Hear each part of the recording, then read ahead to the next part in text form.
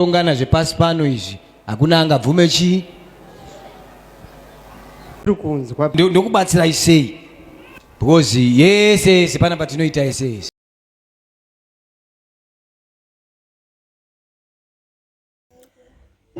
So guys, tatakambobuda but now we are back full time. Change tichupai ma video a Miracle Paul, Prophet Miracle Paul.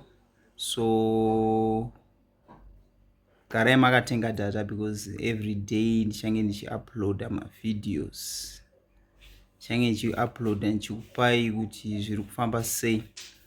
But on this video guys, I want you to see then more zonduza kuti mukuzviona sei on the comment section uchitaura zvamuri kuona. But one thing that I like about Miracle Paul, one is powerful, is gifted, is also a coach, is also a counselor.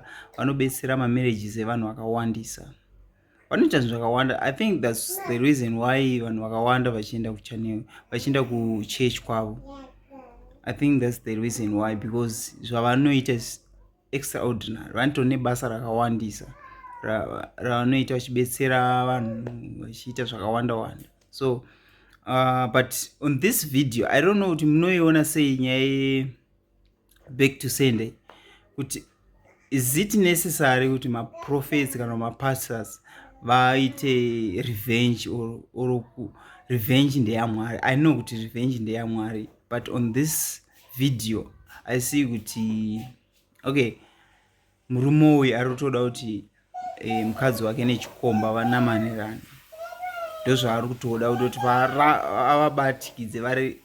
avabatikidze anditi anoita redundant chaicho, ndio zvaari kuda. So I don't know, is it necessary or I don't know kuti mungapa advice ipi.